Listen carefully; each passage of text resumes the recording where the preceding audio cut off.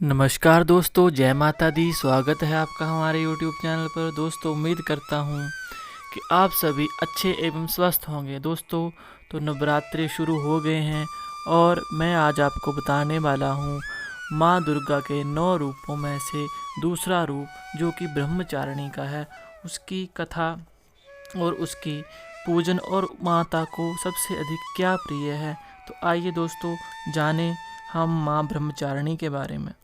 दोस्तों, नवरात्रि में दुर्गा पूजन के अवसर पर बहुत ही विधि विधान से माता दुर्गा के 9 रूपों की पूजा एवं उपासना की जाती है। आइए जानते हैं दूसरी देवी ब्रह्मचारिणी के बारे में। दोस्तों, माँ दुर्गा की नव शक्ति का दूसरा रूप ब्रह्मचारिणी है। माँ दुर्गा का स्वरूप भक्तों और सिद्धों को अनंत फल देने वाला माना गया है। इनकी उपासना से तप, त्याग, सदाचार और संयम में वृद्धि होती है।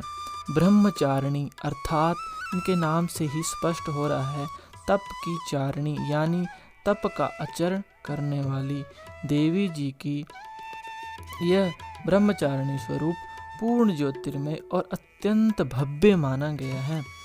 इस देवी के दाएं हाथ में जप की माला और बाएं हाथ में कमंडल विराजमान है। दोस्तों, कहा जाता है पूर्व जन्म में इस देवी ने ब्रह्मचारिणी माता ने हिमालय के घर पुत्री के रूप में जन्म लिया था और भगवान श्री नारद जी के उपदेश से भगवान शंकर को अपने पति के रूप में प्राप्त करने के लिए घोर तपस्या की थी। इस तपस्या के कारण इन्हें तपश्चारिणी अर्थात ब्रह्मचारिणी के नाम से बुलाया जाता है। 1000 वर्ष तक इन्होंने केवल फल फूल खाकर बिताए हैं और 100 वर्षों तक जमीन पर रहकर शाक पर निर्वाह किया है। खुले आकाश के नीचे वर्षों धूप का घोर कष्ट सहा है। कहा जाता है माता ने 3000 वर्षों तक बेलपत्र खाए हैं और भगवान शंकर की आराधना की है।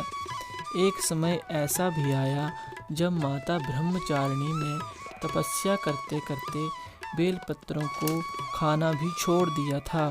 कई वर्षों तक निर्जल और निराहार रहने के कारण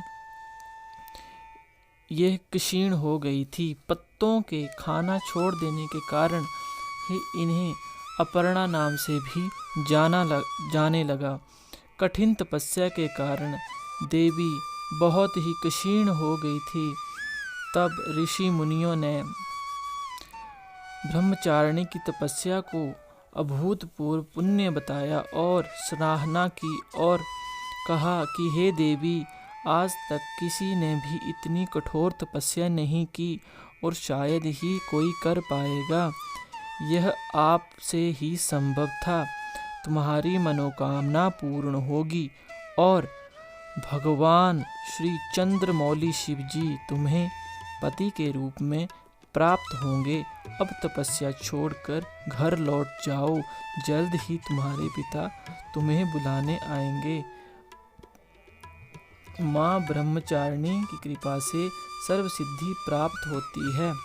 दोस्तों, इस देवी की कथा का सार यह होता है कि हमें इस बात का ज्ञान होता है कि जीवन के कठिन संघर्षों में भी मन विचलित नहीं होना चाहिए। दोस्तों, अब जाने हम माता के पूजन की विधि।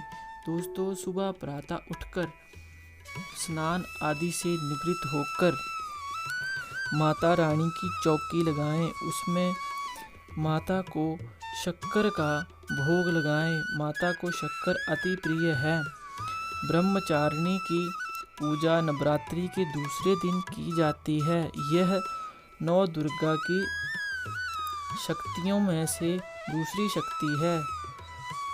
इस देवी को तपश्चारिणी उमा अर्थात अपर्णा के नाम से भी जाना जाता है। तो दोस्तों, उम्मीद करता हूँ आपको यह कथा अच्छी लगी होगी। दोस्तों धन्यवाद हमारे साथ अंत तक बने रहने के लिए। जो हमारे चैनल पर नए हैं वो चैनल को सब्सक्राइब करें और वीडियो अच्छा लगा तो इसको शेयर करें और लाइक करें। धन्यवाद।